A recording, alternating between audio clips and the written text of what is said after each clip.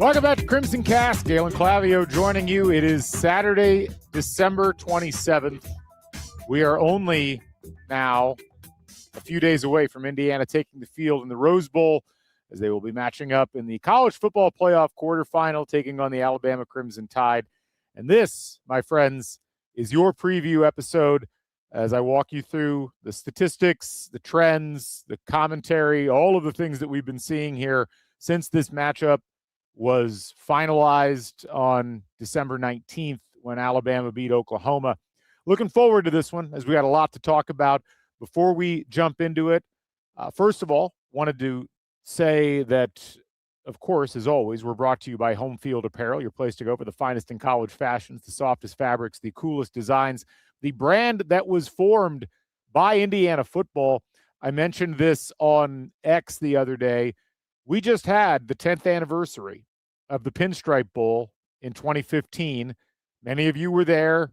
Many more of you watched it on television. And, of course, we all know that the kick was good. Indiana unjustly losing in overtime 44-41 to Duke.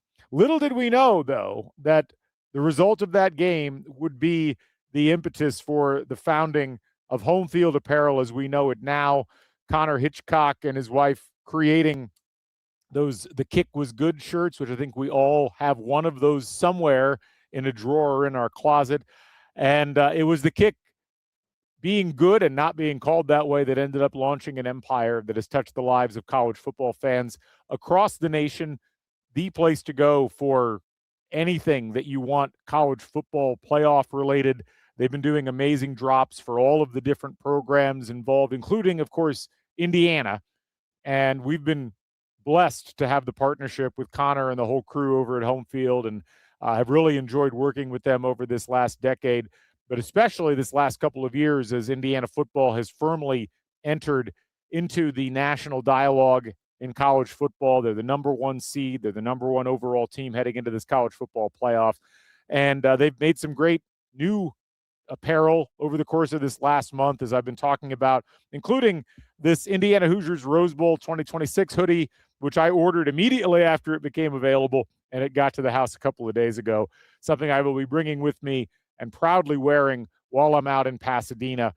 If you'd like to get in on the action with Homefield and you haven't done so yet, use the code HOME23 and take 15% off your first order. Visit the in-person location here in Bloomington, Indiana, Homefield at Tracks right on Kirkwood Avenue. And look, you know our feelings on Homefield. We talk about them every episode, but a big salute to Connor and his entire crew up at Homefield at what they've created. It's hard to believe it's been 10 years, and we look forward to many more years of working with them and seeing them bring college football fans and college sports fans in general the things that they like to wear that help them to express their pride and fandom. I can't wait to see all the Homefield apparel out in Pasadena for the Rose Bowl. Also, if you haven't heard, if you weren't on X or didn't see the post on Instagram or on Substack, just a note that we are going to be driving out there. Myself, Alex Paul, who many of you know from his work with Hoosiers Connect, we have officially launched the CrimsonCast Stampede to Pasadena. Yes, folks, we're driving out there and really excited for this. I'm really looking forward to making the trek with Alex and a couple of other friends as we head from Bloomington to Pasadena. And I posted this on X yesterday, and we had like a little link on there for people that wanted to support the trip by buying us coffee or maybe helping out with gas. And I just wanted to start off by saying I could not be more blown away by the generosity and the support from all of the folks out there in the CrimsonCast audience. You folks continue to amaze me year after year with how much you care about IU football, IU athletics, how much you've cared about the podcast, how much you've enjoyed being part of the community. When Scott and I started CrimsonCast back in 2009, it was mostly just to have a venue to talk about IU sports, and podcasting was something we were both comfortable with because we'd been in radio. Neither of us could have anticipated what this has grown into over the years, and the community that's essentially formed around the podcast, not just ours, but the entire Back Home Network with Assembly Call and with all the other shows and all the other great folks that are on this network has been truly amazing. And it's just it moves me in a very emotional way when I'm out at games and I see people and they come up and they talk about listening to the show and they want to talk about football or they want to talk about what's going on with IU. It's really been a joy. And the financial support that many of you have shown over the years through subscribing to CrimsonCast on Substack or through your acts of generosity in relation to our trip out to Pasadena has been overwhelming. And we're going to do a lot of content as we head out to Pasadena. We're going to be posting that on X and on Instagram. I'll post some on YouTube Shorts as well. We want to get you folks involved in this trek. It's going to be a fascinating 2 days of travel. We're really excited about it, and I'm glad we can bring some of you folks along. For anybody that's helped out financially, we're going to try to shout you out on the content because, you know, in addition to the support, what we've seen from a lot of you has been some really touching stories about how important it is that Indiana is back in the Rose Bowl. How many of you have familial connections that go back to the last and only other time that IU was in the Rose Bowl? It means a lot. And I know, as I talked about in that episode, that very emotional episode after IU won the Big Ten title, I know how much it means to me. And I remember my dad, who was a young 17-year-old at the time when Indiana went to the Rose Bowl, I remember how much that meant to him. And I remember hearing him talk about wanting to someday see Indiana back in this game and to have so much on the line, to have Indiana not just playing in the Rose Bowl again, but to play in a college football playoff quarterfinal with the chance to move on to the semifinal. It means a ton to a lot of people. And many of you have expressed that in some of the comments you've left and some of the things that you've sent us. And I just want you all to know that I feel it right here. And I know Scott does as well. And we just appreciate that you folks put so much trust in us and, you know, allow us to be part of your IU football fandom. So thank you from the bottom of my heart for everybody that's just expressed excitement about us going out there. Those of you that have pledged some financial support, you don't have to do any of that, and we really appreciate that you do it. So thank you again from the bottom of my heart. We're looking forward to producing some stuff that will make you folks proud. I look forward to seeing many of you out at our event at Kings Row in Pasadena on New Year's Eve, as well as the event at Crafted Smoke and Fire that's going on earlier on in the day that the Peegs folks are putting on. Looking forward to seeing you all throughout the course of the day, not just on New Year's Eve, but on New Year's Day at the game, at the tailgate beforehand. So many different opportunities that I hope we get to connect with while we're out there. I'm going to try to see as many of you as I can. So again, salute and hats off to all of you folks. Thank you again so much for your excitement about this. We're excited too, and I hope we can all share in that excitement together with a Hoosier victory in the Rose Bowl and moving on to the semifinal. But there's a quarterfinal to play, and we need to focus attention on that as much as anything. I did want to mention as well, in connection to the Kings Row event, but also in connection with the Stampede to Pasadena project, I guess, for lack of a better term, the drive out there, we actually ended up connecting with a sponsor that we're working with as well. And I think that a lot of folks in our audience, particularly those of you who enjoy spirits, will enjoy this partnership. So we're going to partner with Bluegrass Distillers for their new Pasadena Tournament of Roses bourbon. This is, I just got a sample of this sent to me, and this is tremendous. The bottle, I'm going to show the bottle again. The bottle just is a tremendous looking bottle, great label. Bluegrass Distillers, smaller distiller in Kentucky, and they have partnered with the Pasadena Tournament of Roses, who puts on both the parade and the actual game, the Rose Bowl itself. And we're going to try to have some samples of this available when we go out to the event at Kings Row.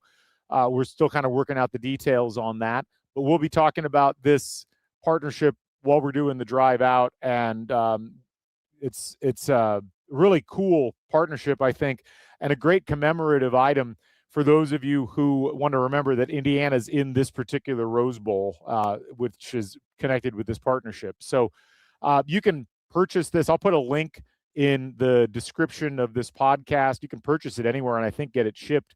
I believe that it's available in some stores as well, but we appreciate Bluegrass Distillers for working with us on this, and we're excited. This kind of all came together very quickly, but we're looking forward to working with them and talking about their partnership as well. So lots of fun stuff moving forward. We'll talk about all that as we move forward, but we're going to dial in on the game now as we move in and talk about Indiana versus Alabama. What a matchup, and the shoe definitely on the other foot in terms of the projections heading into the game. Indiana, a 7-point favorite. A lot of people have just talked about how wild it is that Indiana is favored against Alabama under any circumstances, let alone a circumstance where you're in a college football playoff quarterfinal. But that's the way the season has gone. Indiana has demonstrated through being undefeated, through winning the Big Ten title, beating Ohio State on a neutral field, that they're absolutely deserving of that ranking. Alabama has had a less even season. They've certainly had some highs. They have what is arguably the best win of the season, winning at Georgia. But they've also had some questionable and troubling moments throughout the course of their season, whether that was losing to Florida State at the start of the year, whether that was losing handily to Georgia in the SEC championship game, whether that was losing to Oklahoma at home. I mean, they've had some moments, and even in some of their wins, they've struggled and haven't looked like the dominant Alabama team that many people know. That does not mean that Alabama is not an excellent team. And this is something that I talked about with Rhett Lewis on the Big Red Carpet when we were first evaluating this matchup. I think it's important for everybody before we get started to realize that either of these teams can win the game. And, Indiana has played so well this season, has figured out ways to win games, has dealt with adversity, has won in very difficult environments, has won away from home against tough teams, has beaten the number 2 and number 3 teams in the country away from home. They've done a ton of that. Where Indiana wins games is through coaching and execution and through guys playing to the best of their abilities. They win because they have a ton of guys that are very productive and incredibly disciplined. Indiana has to continue to play like that if they're going to win the game, and you can't take anything for granted.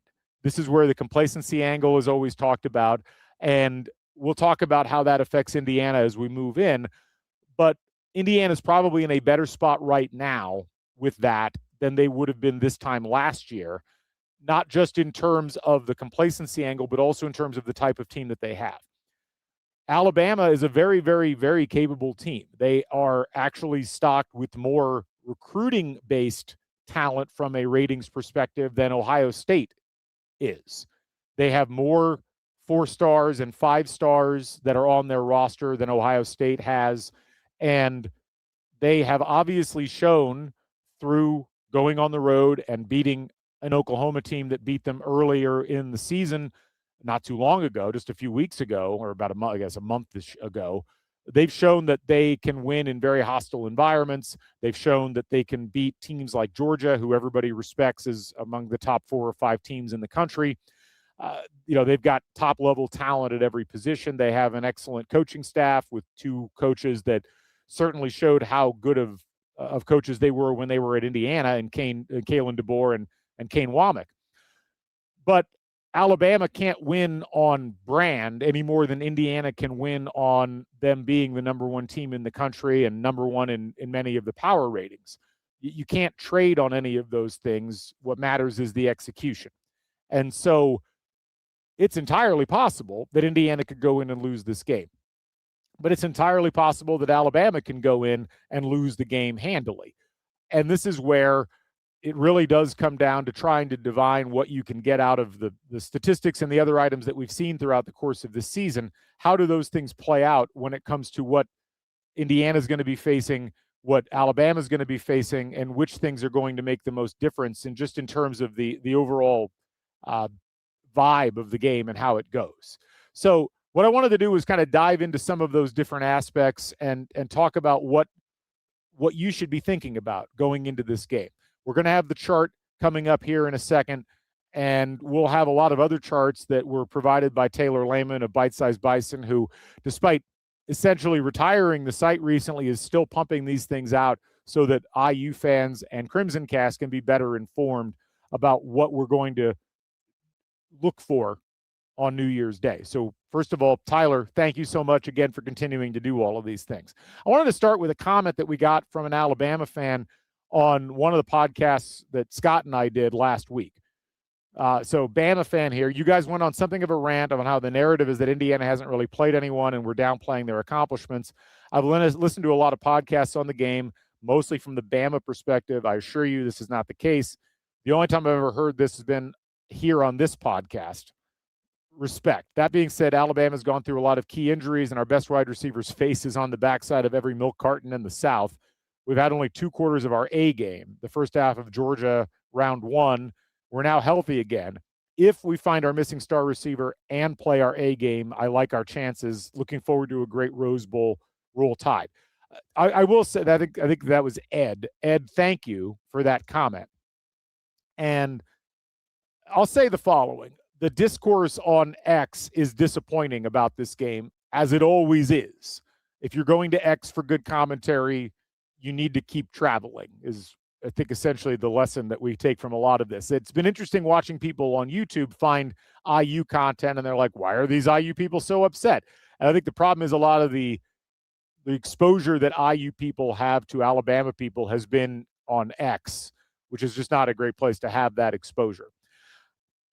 And so I think all of the IU YouTube content creators and podcasters would probably do well to not assume that the disrespect that Indiana's getting from fans of Alabama on X is representative of how the fan base feels as a whole. We've gotten a couple of comments to that effect on Back Home Network from Alabama fans who are like, I don't understand why you feel like you're being disrespected. I think that's fair. I'll also say that the substance of Ed's comments from the standpoint of Alabama's perspective is the crux of this game, which is essentially twofold. A, Alabama has not really played their A game consistently all season. And I think he points out very much, like you get the first half of the Georgia game in September when they went to Athens and won that game. And you get the second half of the Oklahoma game in the playoff where Alabama played well and Oklahoma did them favors by playing really poorly. Then that's not to take away Alabama or anything that they did in that game. But as we talked about on Football Weather, Oklahoma left a lot on the table in that game. And this has been the hardest thing for me as someone who has not watched a ton of Alabama all season to try to get my head wrapped around. For a team with such talent and a team with such good coaches, I have been very perplexed at why Alabama hasn't played significantly better. There is the promise of them playing up to the level that they showed in those 2 halves. And there's been other halves. I thought overall they looked very good against Tennessee for the most part, even though they never truly blew out Tennessee in that game. They were clearly the dominant team. The second half against Vanderbilt after a tough first half was certainly all Alabama. It's just been interesting to me that they haven't played at that level more consistently. And then you also have to factor in Ryan Williams, the receiver who was the phenomenon last year, was 17 years old and really was a breakout star, and people expected huge things. Started off strong and then has essentially gotten a case of the yips with catching the ball, had drops in that Oklahoma game, has just not been a reliable figure. But you factor in injuries and other items, the threat there, if you're Indiana, is that, well, what if Alabama puts it all together in this Rose Bowl? What if that second half that they showed against Oklahoma is the spark that they've needed? That's always an issue. And that's where I think for Indiana fans, if you're concerned about this game, it is that there's a ton of unrealized potential thus far that Alabama's had throughout the course of the season. It's been interesting going and looking at Kalen DeBoer's comments in press availability for this game, his comments after the Oklahoma game. He's really, it seems to me, trying to emphasize that they need to play as a team. He really went out of his way to praise the defense for looking for solutions after they went down 17-0 in that Oklahoma game and coming over and trying to talk through, like, what do we need to do different? and it's clear that they played better. I don't have enough of a read on Alabama to speak authoritatively on the psychology of the team, but it does feel like DeBoer is trying to get a group of really talented players that haven't always played as a unit to think that way on the fly in the playoff, and they are responding at times and not at other times. Because as you look at the second half of the season for Alabama, they had several games where you kind of scratched your head and said, well, I would have expected Alabama to play more consistently in this game than they did. And again, this is where you have to look at the South Carolina game at the end of October, where that's not a good South Carolina team, but South Carolina was certainly threatening to win that game, and it took Alabama putting both some drives and some stops together at the end to win. The game against Oklahoma at home, where Alabama just underperformed, in Tuscaloosa, which is unusual to say the least. The game at Auburn. Auburn was well regarded in terms of their power ratings. They were a top 30 FPI team, a top 30 S&P Plus team. But Alabama looked stuck in the mud for a lot of that, and Auburn was driving in the fourth quarter with a chance to tie, and then, of course, they fumbled the ball away. And it also took Alabama being very gutsy in the red zone in the fourth quarter to take the 7-point lead that they eventually won the game with. Obviously, the game against Georgia in the SEC championship game, Alabama looked dead in the water for 3 quarters in that game and really didn't look good the rest of the way, losing 28-7. And then the first half really against Oklahoma, where they looked flat-footed. I don't blame any Alabama fan for taking the second half of the Oklahoma game and saying, that's the team. That's our team. That team, if we've actually got it together and if we can get some guys back healthy, that team can win any game. They're not wrong. But where I think if you're an Alabama fan in the back of your head, you're saying to yourself, how reliable is that team in showing up against a good to great team for this season? Can you get that performance on a neutral field or against a team that's got good offense as well as good defense? And Oklahoma, whatever you want to say about how good their defense is, their offense has been very unreliable all season. And Indiana, the way that they've played, has been very consistent on both sides of the ball. They're in the top 10 in both categories in several statistical rankings. So Alabama fans and commentators have tended to focus on the inherent talent on the team, which is true. The inherent abilities of the coaching staff, which certainly when you talk about DeBoer and you talk about Kane Womack, I think those are absolute things that you should factor in. Alabama as a program has been in these spots before, and they go in with a swagger and expecting to win these games. And if Alabama has truly rekindled the fire that they showed in that game where they won at Georgia, well, that's a team that could beat anybody in the country. And I think there's some cognitive bias that plays in when it comes to Indiana. And this is something that Indiana fans are very sensitive about right now, because over the course of the last couple of seasons, Indiana has fought for a level of national respect that has been very begrudgingly provided, and only after essentially Indiana having to bludgeon people into believing them by having results that can't really be questioned by anybody. You still see some questions, and we see a lot of the questions that Alabama fans are raising about Indiana. They're the same questions that we've seen raised by national media or by fans of other teams in the Big Ten over the course of the last 2 years. It's been a gradual thing. Last year, Indiana's standing there at the precipice of the college football playoff, and suddenly it's, well, they haven't beaten anybody. And then they beat Michigan, and it's like, well, Michigan isn't good this year. And then Michigan turns around and beats Ohio State, and no one says anything. Then Indiana loses to Ohio State. Obviously, that happened in out of order, but you know what I mean. It's like, Indiana can't win the big games. They can't match up against real teams. They're just taking advantage of the weak schedule. And then that commentary gets exacerbated by the Notre Dame game in the college football playoff, where Indiana looked outclassed for most of it. And it was as if in the national landscape, the entirety of what Indiana accomplished in 2024 was just washed away. As we'll see, they were a fraud. Indiana comes into this season. They're ranked in most polls, I think, outside of the top 20. They were, a fringe top 25 team. I think they were 22nd in the AP poll. And then they go through and they wax Illinois by 53 points. And Illinois must not have been good. They win at Iowa. Well, Iowa can't play offense. That's not much of a game. They weren't even ranked. They finally start to get the national respect they deserve going into Autzen Stadium and beating Oregon by 10 points.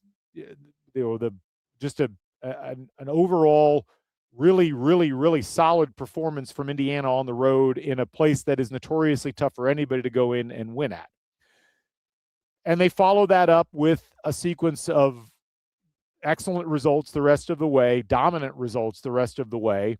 Yes, they struggle at Penn State, and we talked about that game as being a trap game for Indiana, not just because of the talent on Penn State's roster, but also the fact that Indiana was tired at that point in the season. Had played a bunch of games consecutively and clearly was in need of a break, but they figure out a way to win that game. And then they go a month later to the Big Ten championship game against an Ohio State team that almost all of the pundits said was just better than Indiana and was going to pull off the victory. And Indiana beat them essentially at their own game, a low-scoring game, a defense-first game, a game where Indiana played with a physicality that really caused a lot of people to sit up and take notice. And, of course, Indiana makes the plays at the end of the game, both offensively and defensively, that gives them the 13-10 victory and a Big Ten championship. It's easy to reduce Indiana's achievements, if you're an Alabama fan, to, their strength of schedule is worse and the Big Ten's not that tough and nobody can match up against the athletes in the SEC, and that's that. That's the meta of college football that's existed for a long time. And so I'm not surprised that there are certain Alabama fans, the ones on X, the ones on message boards, who look at this and say, we're more talented than Indiana. That's the thing that's going to matter the most, and that's that.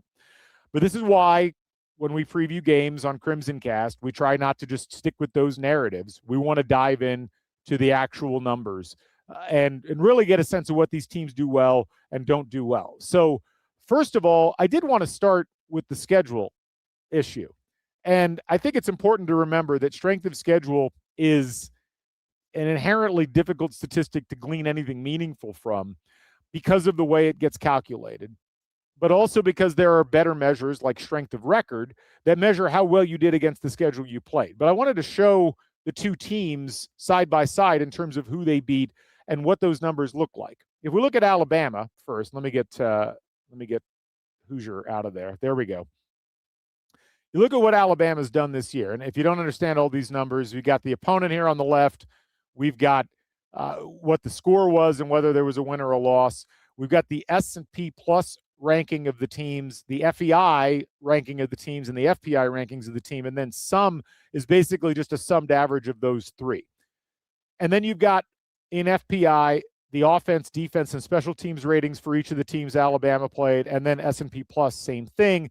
And then at the top, you've got Alabama's strength of record, their overall record, their S&P Plus rating, their FEI rating, their FPI rating, and then their individual numbers in offense, defense, and special teams. So I just want to note that if you look at all of this, Alabama's played a very good schedule.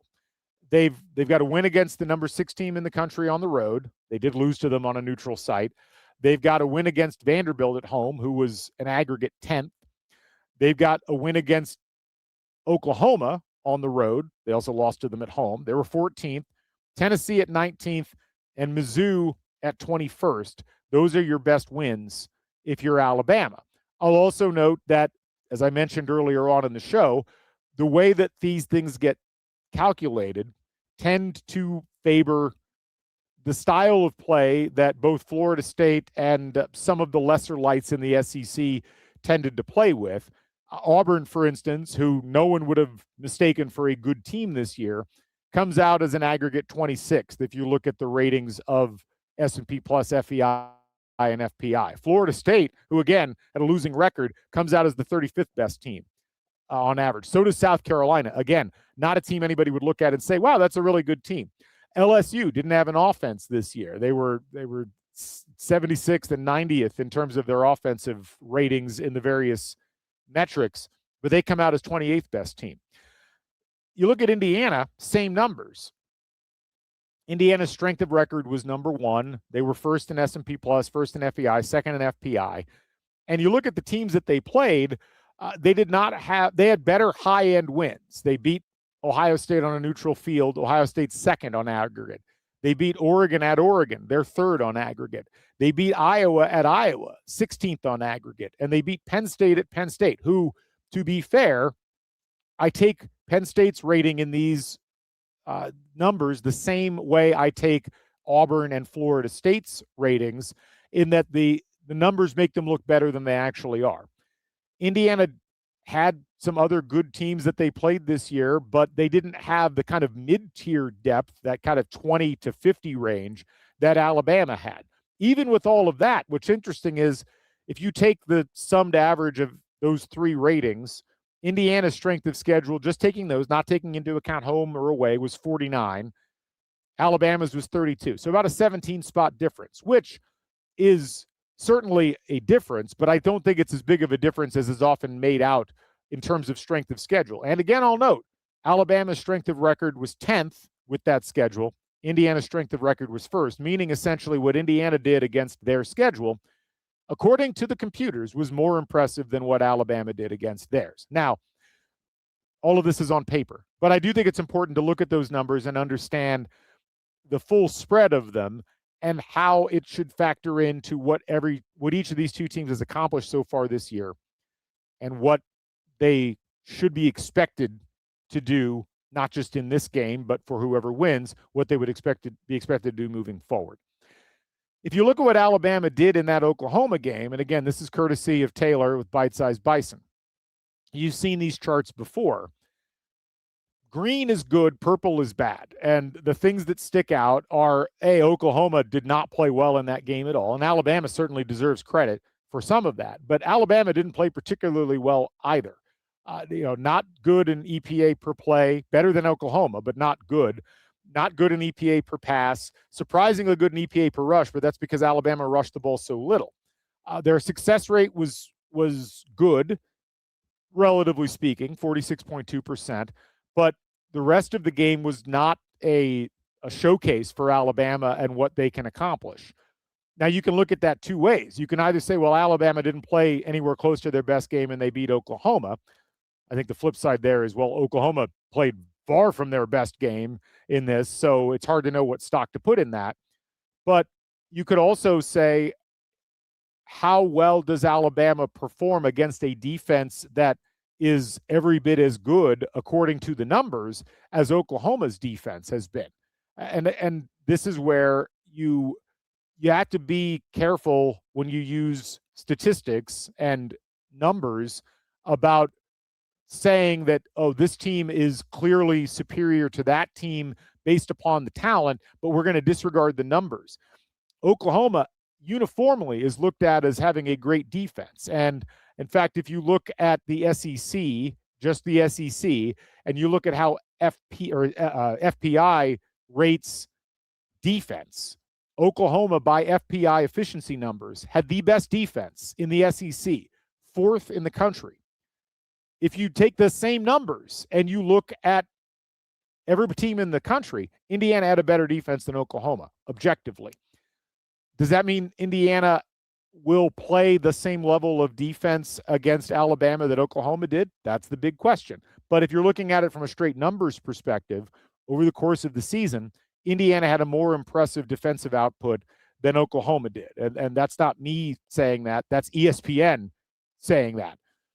You can look at S&P Plus, and it's a similar metric. When you look at defensive rankings on the season, according to S&P Plus, Indiana had the 2nd-rated defense in the country. Oklahoma had the 4th-rated defense in the country.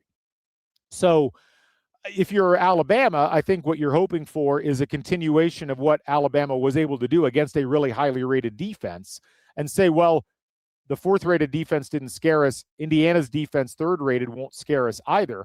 But I think that belies some of what Indiana does that makes them so good on defense is different from what Oklahoma did on defense that makes them such a good defensive team. When we look at the chart, the chart, of course, brought to you by, again, Taylor Lehman of Bite-Sized Bison.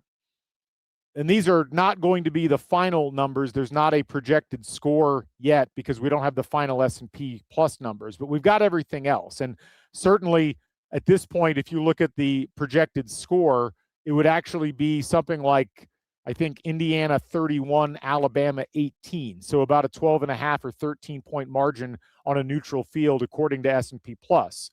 According to FPI, I think it would be a similar number overall. I'll go back and check that here in a second. But looking at the individual items here and going offense versus defense and defense versus offense. Let's start with Indiana's offense versus Alabama's defense. Indiana has been consistently better than Alabama in almost every category when you compare offense versus defense, with the exception of explosion rate. And we know that Indiana's explosive play rate was very low early on in the season. They had a lot of near explosive plays, but they've gotten better at that over the course of the second half of the season. They've had a lot more explosive plays. Alabama has done an average job. They're a little better than mid-tier in the country in terms of their explosion rate allowed. You go down the list. Indiana is third in success in the passing game, whereas Alabama's 40th at success stopping the pass. Indiana's 8th in rushing success. Alabama's 28th at stopping rushing success. Indiana's conversion rate is among the best in the country. Alabama's been good at that, but not elite. Where I'm really fascinated is early down EPA. And so this is where, how much EPA are you able to gain? And EPA, of course, is expected points added, which is how many expected points does each individual play add? When you look at that, you say to yourself, well, this is one leverage point that Alabama should really emphasize. Can you keep Indiana from gaining a lot of EPA on first and second downs? Because Indiana has used that to have the best third down success rate in the country, 58.4%. Whereas Alabama they've been, again, good at stopping third down success, but Indiana's been elite at picking up third downs. Indiana's also been elite at EPA per play inside the opponent's 40-yard line. And again, Alabama's been good, but they probably haven't faced many offenses that have this caliber of conversion inside their opponents, or inside their own 40, I guess, throughout the course of the season. So when I look at this, I look at Indiana's matchups with, their offense versus Alabama's defense. And for Alabama, I would expect a lot of pressure, a lot of trying to make Fernando Mendoza uncomfortable, along with an effort to try to tamp down the run game as much as possible. Indiana, for their credit, is generally very willing to run the ball down their opponent's throat if they can. And this is, to me, and I talked about this on a podcast that I did, that mailbag podcast earlier in the week. This, to me, is the key point of the game for Indiana offensively. They have to get the running game going, and they have to keep the running game consistent, and they have to pick up yards in the running game. And it's the big question mark I have about how Indiana's offensive line matches up against Alabama's defensive line. The trend over the course of the last couple of years for Indiana under Curt Cignetti has been some struggles against really physically imposing defenses. So this is where the problems in the Penn State game came from. Indiana's inability to provide Fernando Mendoza with protection, and also Indiana's inability to really run the ball effectively against Penn State. And yes, you can look at Penn State and say, well, Penn State, they didn't have a great season. But the flip side of that is that the reason why Penn State didn't have a great season really didn't have a whole lot to do with necessarily their team not playing great. It had a lot to do with not making plays when it mattered, which of course happened in that game as well. But you look at what Indiana did in that game. They did get some rushing yards early on in the third quarter, but then they really got shut down from that point forward. And they had 3 drives in the fourth quarter where they gained 21 yards and essentially couldn't get enough of a running game going to do much. They had to punt. That led to a touchdown. They threw an interception. and then had to punt again on the next drive. And it wasn't until the last drive of the game that Indiana finally got their passing game together, didn't rely on the run at all. That's not a winning formula for Indiana in this game. Indiana needs to establish the run, and this is going to be the big interesting pressure point for Indiana, is how well does this Indiana offensive line, who's been awesome all year, how well can they establish their physicality against Alabama? They did it against Ohio State, and even with that, and even as well as Indiana played in that game versus Ohio State, Indiana's rushing attack in that game accounted for 118 yards, 3.5 yards a carry. I don't think that's going to be good enough against Alabama, because I just believe at this point that you need to maintain possession more. You need to move the ball better. 3.5 yards per rush is like just good enough. That'll, on average, net you a first down each time, but there's a little too much variability there. Indiana really needs to be closer to that 4 yards per rush average, in my opinion. And that's going to start with the offensive line and the blocking schemes working particularly well. We've heard some chatter from folks that follow Alabama about how well Alabama handles the type of blocking scheme that Indiana generally employs. But we heard the same thing about Ohio State. And one of the big talking points going into that game was how Indiana uses a ton of zone blocking, and that's just not going to work against Ohio State. It hasn't worked all year. Clearly worked well enough in that game. But this is where I think Alabama, if they're going to stop Indiana, they have to rely on their corners. They have to make sure that Indiana's got to throw the ball, because they're going to want to get possession back from Indiana so that their offense can do work. So let's talk about Indiana defense versus Alabama offense. We know that Alabama does not run the ball well, and we've heard about that in most of the commentary. You can see it in the basic statistics, and you really see it here in the advanced statistics. Alabama, 112th in the country in rushing success rate. They're 89th in the country in explosion rate. They're 71st in the country in line yards per rush, and they're 78th in the country in early down EPA. All of those things point to a dysfunctional running game. And as we talked about on our previous previews, Alabama's running attack has been non-existent. It was really non-existent in that game against Oklahoma.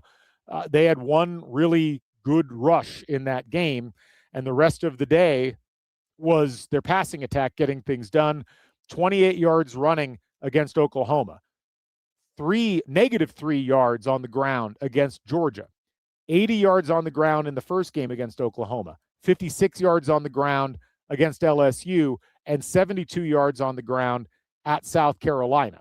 They did rush for 158 yards against Auburn, but what we've seen by and large is an Alabama rushing attack that has struggled to get over the 3.5 yards per carry threshold against power conference opponents the second half of the season. Did they find some magic in the running game against Oklahoma? No. And this is where I just don't think, this is where playing Oklahoma, I think, helped Alabama because of Oklahoma's own level of one-dimensionalness. Indiana has demonstrated that they are multidimensional on offense, and Alabama, I believe, is going to have to do the same. I just don't see them being able to throw the ball as effectively against an Indiana secondary that has been challenged plenty this year and has given up a couple of big plays, but has essentially made their living off of pressuring the quarterback and not giving up a ton of deep balls because of how they disguise their coverages and how well their cornerbacks, led by D'Angelo Pons, and their safeties, led by Lewis Moore, have been able to read and react to what the opposition is doing. Now, Indiana is facing a really, really good quarterback in Ty Simpson in this game. This guy's not a fluke. This guy has thrown for 3,500 yards, 28 touchdowns, only 5 interceptions. He doesn't make a ton of mistakes, and it's certainly among the best quarterbacks that Indiana's played so far this year.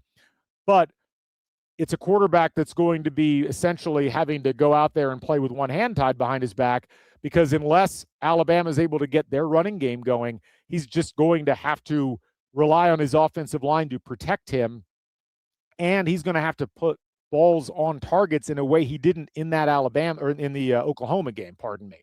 You look at the other advanced statistics in this game, and I'll just reiterate that Alabama does several things very well. It's just that statistically, Indiana does most of those things better. you can say that, Indiana is a schedule merchant and that they've racked up these stats against teams that aren't that good, but these are all adjusted for opponent is the point. And so when you look at Alabama's success, Alabama's been gritty. They've pulled a lot of games out. They've managed to win games that could have gone the other direction. And this is where you look at a lot of the games. They've been in a lot of tight contests. The game against Georgia in Athens, the game against Vanderbilt was tight in the first half. The game against Mizzou was tight throughout. The game against Tennessee was never really tight, but it was never really a complete blowout. The game against South Carolina was close. The game against LSU was kind of a sludge type of game. The game against Oklahoma, the first time was tight, and the game at Auburn was tight. So they have been tested in those situations. How does Alabama grind enough offensively to keep themselves in a game and make it a slog? That a lot of that's going to rely on turning Indiana over, which they haven't really done so far this year. Indiana, that is. They haven't turned the ball over. Indiana's first in the country in turnover margin. Alabama is 24th in turnover margin, which is still really good. There's a 10 turnover delta there in terms of margin between what Indiana has done and what Alabama's done. Can Alabama try to force Indiana to throw more? Can they get pressure on Fernando Mendoza when he does that?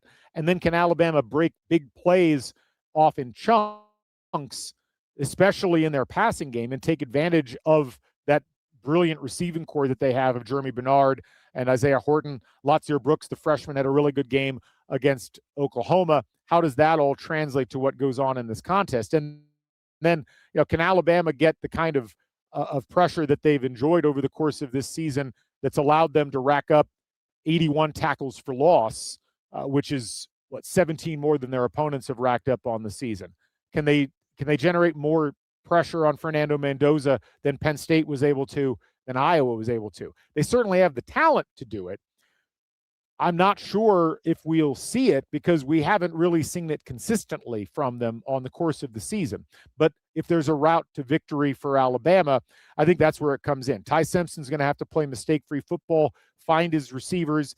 His offensive line is going to have to give him time to hit passes over the middle and down the seams. And he's going to have to count on Indiana not being able to get their linebackers home, which is really where the juice in this pass rush has come from over the course of the season. Indiana, again, with Bryant Haines as the architect, is going to disguise a ton of coverages. And, how well does Ty Simpson process that in real time is going to be, I think, the key for Alabama offensively in this game. They don't really have much of a choice unless, again, a running game comes out of nowhere. If they're able to somehow get the kind of penetration and blocking that they got in the Auburn game, okay, that changes the equation. But given how out of character that game was versus what happened against power conference competition for Alabama over the course of the second half of the season, it really does feel like this game rests on Ty Simpson's shoulders offensively. And then on the defensive side, it really comes down to how much can Alabama get pressure on Fernando Mendoza? How much can they force him into uncharacteristic mistakes given how the rest of the season has gone? And going back one last time and looking at the chart, you look at some of the individual items. Alabama's front seven havoc rate is pretty good, 16th in the country, 11.8%. Indiana's is elite, 16.8%. That's first in the country. Alabama, you look at what they've managed to accomplish over the course of the season. Defensive success rate, keeping their opponents from moving the ball, has been the better of the two success rates for them. And we've seen occasionally Indiana get bogged down, particularly early on in games where they haven't scored a lot in the first half. And I showed a chart on one of the podcasts. I'm going to pop it up here again. This is a really interesting chart which looks at every team's expected points differential by quarter. And what I want you to note is if you can find Alabama on this chart, what you'll notice with Alabama is that they have been pretty good in the first quarter, really good in the second quarter, not good at all in the third quarter, and then pretty decent in the fourth quarter. And so, again, expected point differential, this is taking EPA per play and using the quarter stats and essentially saying on net, how well are you moving the ball and gaining expected points added on offense, and how well are you keeping the opponent from doing the same through your defense? Indiana, as we can see here, is the best in the country at overall EPA margin. Their worst quarter is the fourth quarter. Their second worst quarter is the first quarter, but they feast in the second and third quarters. So for Alabama, they may start off well, but the key for them is, can they maintain both their own offensive EPA and playing really good defense in the second and third quarters? They've got to try to stymie Indiana's ability to move the ball up and down the field while themselves moving the ball up and down the field in the middle portion of the game, because that's where Indiana has done most of its damage throughout the course of the season. So I think we'll get a sense early of how all of that's going to play out. Indiana ultimately is looking at a scenario where, to be the safest, they need to get the ball rolling early. They need to move the ball down the field. They need to get points on the board, and they need to establish a level of physicality like they did against Ohio State early in the game and maintain that pressure and consistency throughout. Alabama, for their part, I think needs to generate a couple turnovers, hope for a couple of mistakes, but then capitalize on whatever they get, even if they're just turning Indiana's drives into 3 and outs or 2 first downs, and then Indiana has to punt. When Alabama gets the ball, they have to capitalize early, because they need to establish quickly that they are going to be able to go toe-to-toe with Indiana from an execution perspective. And I think for Indiana's part, they need to see how they're matching up physically against this Alabama team. All the numbers indicate that Indiana's got advantages all over the field in all 3 phases of the game. But yet we saw the same thing in that Penn State game, and Penn State was able to establish a level of physicality that clearly gave Indiana trouble on both offense and defense.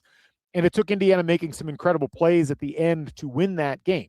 That's the big thing I'm watching out for. And from the opening snap, I'm going to be keeping an eye on the battles in the trenches on both sides. We've seen Indiana go up against really physically imposing teams like Oregon, like Ohio State, and hold their own. I expect this game to go more like those games than the Penn State game went or the Iowa game went. But I think it's going to be a key factor for Indiana in terms of how comfortable they can get into the game right away. And that will dictate the level of flexibility that Mike Shanahan and Fernando Mendoza have in terms of how they're conducting the offense as they move forward throughout the course of this contest. A couple other charts I wanted to throw up here that were, I thought, worthwhile. And again, I appreciate Taylor for bringing all these together. Talking about the defensive lines in particular, we talk about havoc rate, and we talk about the amount of, and I think about havoc, it's basically quarterback pressure, sacks, tackles for loss, fumbles, passes defended, and interceptions. So you look at defensive lines, and Indiana is third amongst the teams remaining in the college football playoff at defensive line havoc rate. Their defensive line has done a huge amount of work. Stephen Daly is out for this game and the rest of the season. Kellen Wyatt is also out. So the big question mark, as many of you have asked, is how does Indiana adjust to that? They've been very coy about how they're going to approach it. And what I've said up to this point is I think they've got the personnel to shift people around. I also think that they'll likely use more linebacking fronts or fronts that involve linebackers more directly. You'll see a different source of statistics, whether you see Daly's stats essentially spread out amongst the different linemen, or whether you see a situation where you've got one person picking up more of the slack. I think Mikhail Kamara's got a real chance to eat in this game, so to speak. But I also think it's going to come down to how the interior defensive line is able to handle Alabama's interior defensive line. So I'm looking right at Tyreek Tucker. I'm looking at Mario Landino, depending on where he's playing. I'm looking at Hosea Wheeler. A lot of guys are going to have to play slightly differently than they've played before. But I think that that's not as big of a deal as it might be on a traditional defensive front because of how Pat Kuntz and Bryant Haines utilize that set. I'll also note that Alabama's defensive line does not generate as much havoc as Indiana's does. And so Alabama, if they're going to get pressure on Fernando Mendoza, is probably going to be coming in different ways than what you would expect to see out of a traditional Big Ten front, or like the way that Penn State and Iowa were giving Indiana so many troubles. You look at the offensive line play for both of these teams, and they both have really good offensive lines in terms of overall PFF grades. Indiana is technically the best graded offensive line remaining in this playoff, but Alabama's is very good as well. And so I don't know that there's necessarily an advantage to be gained or lost with all of that. If you look at overall efficiency in college football this season, Indiana is right up there amongst the most efficient teams in the country, where you look at the positive drive rate allowed and the positive drive rate created. Indiana has been better than Alabama. Alabama's kind of hidden behind Michigan and TCU. You see this trend a lot, where Alabama's been a very good team according to the statistics and the teams that they've played, but Indiana's been better in most of these statistics. You go to another one, which is the remaining teams in the playoff, their adjusted EPA per play, taking offense and defense and putting them on a chart. Ohio State's been best. Indiana's been right there, with Ohio State's offensive EPA being slightly better and Indiana's defensive EPA being about the same. Both of them are better than Alabama, who, again, has been good, very good. They're on the right side of the quadrant, but they're not quite as good over the course of the season as Indiana. If you look at the way that teams have dominated in the trenches, and this was through week 15, again, Alabama has been good. They've had a decent adjusted line yards, gained, and a decent adjusted line yards allowed. But Indiana's been elite. They have had the best overall season. If you look at them, they're circled there in the upper right quadrant. So these are things I think we need to keep in mind with all of this. I'll go to another one, red zone success rate. Like, this is one area where Indiana and Alabama are very similar to each other. They're not as good in the red zone as Georgia's been. They're not as good in the red zone as Miami's been. And both of these teams have not really been able to consistently above average use the running game in the red zone. So another thing to keep in mind with both of these teams, when they do inevitably get in the red zone, they're almost certain to make things happen through the passing game. How well does the opposing team play those passing games in the red zone? One of the big, really impressive things about Indiana in that game against Ohio State was that their defense was able to bottle up Ohio State in the red zone in ways that I don't think everybody would have expected. And you think about the defense, especially that D'Angelo Pons was able to play in the red zone in the passing game. And the fact that Ohio State only scored one red zone passing touchdown is a testament to how well Indiana can play in those scenarios. Can Alabama match that defensively? And conversely, how well does Indiana duplicate that performance that they had defensively in the red zone against Alabama, who will also be looking to pass and has a quarterback in Ty Simpson and those receivers who can capitalize? You're looking at another one here, passing explosion versus consistency. And again, IU's been more consistent in their passing game, significantly so. Alabama's been more explosive in their passing game. So again, this is where, has Alabama's explosiveness come just because they've got great receivers and a great quarterback, or has it come in part because of the defenses they've played and their inability to stop explosive plays? Because Alabama hasn't been able to rely on that down after down success in the passing game like Indiana has. Can Indiana's defense stop those explosive plays? It's been one of the things that's been really impressive about them. And yes, everybody's still got in their memories getting burned against Illinois early on, getting burned against Oregon early on, but they never really got burned that much against Ohio State. Ohio State had a couple of deep shots that went through, but they never got that one kind of, standing 8 count in the explosive passing game. Indiana's defense is designed to keep explosive plays from happening in the passing game, and that'll be an indicator. If you see Alabama complete a couple of long passing touchdowns, one I wouldn't be surprised at. If you get multiples, well, that's another story altogether.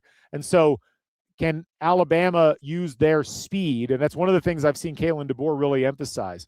He really emphasizes how fast they're playing down in and down out. He made some comment complimenting David Ballou, again, former IU strength and conditioning coach, about the condition that his players are in and the fact that many of them are hitting 20 miles an hour or better on some of these routes. That's a level of speed that Indiana's probably not used to seeing that much, although they likely did see it against Ohio State. So it's not like they're completely foreign to them. You beat speed by having very consistent levels of technique and coverage approach. And this is where Indiana is going to just have to be very careful in terms of how they play the passing game. And this is also where the defensive line has to rush Ty Simpson a bit. But I thought that was an interesting stat worth mentioning. Last one I'll mention, which is the rushing attack. And this is where, again, to kind of summarize all of this, where Indiana's got such a huge advantage. The yards per contact yards before contact per carry and the yards after contact per carry, Indiana is significantly above average in both, and Alabama is significantly below average in both, which points to both not great blocking in the running game by Alabama and not great ability by their running backs to get away from that initial contact. Whereas Indiana, as we've talked about all season, has been really, really good at blocking in the running game, more so than in the passing game. That has to continue in this game. And this is where, if you're Alabama's defense, it's not just about getting to Fernando Mendoza. It's about getting to Kaelon Black and getting to Roman Hemby. And if he's in there, getting to Kobe Martin early. You can't let those guys get a hole and burst through the hole. And, that's the steady metronomic level of success that has led Indiana not just to wins, but to a lot of their big margins this year, is their ability to break off chunks of yardage, not necessarily the 12, 15, 18-yard varieties, but the 6, 7, 8-yard varieties. I went back and watched the Oregon-Indiana game from earlier this year, and what stuck out was when Indiana needed it, Roman Hemby and Kaelon Black in that game made things happen. And more to the point, Carter Smith made things happen. Bray Lynch made things happen. Pat Coogan made things happen. A lot of pulling, a lot of traps, a lot of things that they did in that game in particular and in a couple of other games throughout the course of the year that really made it hard over the course of the full 60 minutes for the opposing team's defensive front to deal with. And so that statistic, that's what Indiana's got to keep doing in this game, like they've done all season. But that's where I think you could have some confidence if you're an Indiana fan that they'll be able to do that because they've demonstrated they can do it all season. You look at the success numbers for the two quarterbacks. Let me start actually with Ty Simpson. Ty Simpson, over the course of this year, has had some really good moments. Like his time to throw is in the upper quartile of the country. His big-time throw rate is 87%, which is excellent. Those are the two things where he has really excelled in. His turnover-worthy throws are top half, which you'd like that to be a little bit better. And his pressure percentage is top half, and that's been him kind of making things happen regardless. You look at his overall EPA per play, and where he's really shined is in the red zone. 0.73 EPA per play, and some of that's just a product of being in the red zone, but 0 turnovers in the red zone over the course of the season. A pretty low sack rate, only 3.92%. You look at regular downs, and he's been his most successful on first downs, averaging 8 yards per play when he's throwing, but he does take a lot of sacks on first down as well. That's where the highest sack rate is. And then you look at some of the individual elements, the middle 8, he's been fine. Fourth quarter, it's been a little underwhelming, but more or less in line with what we've seen on the first 3 downs. And then you just look at that rolling EPA over the course of the last 20 plays, and you can see the roller coaster. It's been a bit up and down for Ty Simpson throughout the course of the season. Also worth noting that Germie Bernard has been his most targeted pass catcher so far on the season, but Ryan Williams is second, and Ryan Williams has not really been a factor over the course of these last several games for Alabama. You look at Ryan Williams and his overall game log, he's had 7 catches for 72 yards in that game at South Carolina, and since then has had 3 catches, 1 catch, 0 catches, 2 catches, and 1 catch. And over the past 2 games, a total of 38 yards on those 3 catches. You can never count a guy out, but for your second most targeted receiver to be having those level of struggles, that's a problem. Isaiah Horton has still played well. Lotsier Brooks has stepped up, and you've got obviously Josh Cuevas as the tight end who can be a factor in the passing game as well. But that's what you're dealing with Ty Simpson, a guy who, again, you go back and look at that chart. Simpson has, there it is. He gets the ball out quickly, and he makes a lot of big-time throws. He doesn't have a ton of depth to his targets, and he's had a lot of drops. And when he gets pressure, he has been sacked more than you would like to see. Can he play better than those things while still maintaining his ability to hit those big-time throws? And how does Indiana react in those situations, I think, is the big key with him. You look at Fernando Mendoza, and where Fernando has really excelled, his receivers don't drop balls, and that's as much on him making good throws as it is on his receivers pulling them in. He hasn't made a ton of turnover-worthy throws. He's gained a lot of yards in key positions. He's made a lot of big-time throws. And, the only things you really point to, it's like he has gotten sacked at times, but he's still upper half in that when he gets pressured. He scrambles more than you'd probably like to see. But the thing is with him, his scrambling is backed up by the fact that he's a very agile quarterback, and he can use his legs to his own advantage. It's interesting looking at his EPA per play. I'm going to go back to Ty Simpson's real quick. If you look, Ty Simpson's EPA per play on first down, second down, and third down is 0.26, 0.29, and 0.34. If you look at Mendoza's, it's 0.49, 0.44, and 0.71. So Mendoza's higher EPA per play across the board there, I think, is really fascinating to keep an eye on. Where Mendoza has gotten into trouble, and this is where I think Indiana's got to keep an eye on things and really make sure that he's in his right frame of mind. He's gotten sacked quite a bit on third downs, and most of his turnover-worthy plays have come on third downs, where he's trying to force the action. He's also made a lot of turnover-worthy plays or turnover plays in the red zone. That's something that Indiana can't afford. So I think for Alabama, how do they approach him pressure-wise? You send the house at him on third down. It's been shown that will create some problems for Fernando Mendoza. Now, that was earlier in the season. Has he matured a bit over the course of this last month and a half? I'm going to be really interested to see what the number is there and how that answer ends up equaling out along the lines of how this game is played and how Alabama is approaching it. And obviously, his most targeted pass catcher, Omar Cooper Jr., was injured in the Ohio State game. We expect him to be back. We expect him to be fully healthy. Elijah Surratt looks fully healthy after his game against Ohio State. There had been some questions there. We're not sure what's happening with E.J. Williams, but Charlie Becker has certainly exploded onto the scene, and you've got Raleigh Nowakowski as well, and Jonathan Brady, who has shown an ability to come in when he needs to and make plays. So there's a lot of numbers. There's a lot of different items, but trying to lay all of this out, Indiana's got a lot of on-paper statistical advantages, and we've seen them perform against teams as good or better than Alabama in terms of the numbers and in terms of talent level so far this season. Maybe if you want to take talent level in terms of just raw recruiting numbers, Alabama's on top, but certainly Ohio State and Oregon are in the same ballpark with those, and that's just taking into account raw recruit numbers, not production per se. The one other factor I feel compelled to talk about is the rain. And we don't know what we're going to get in terms of that.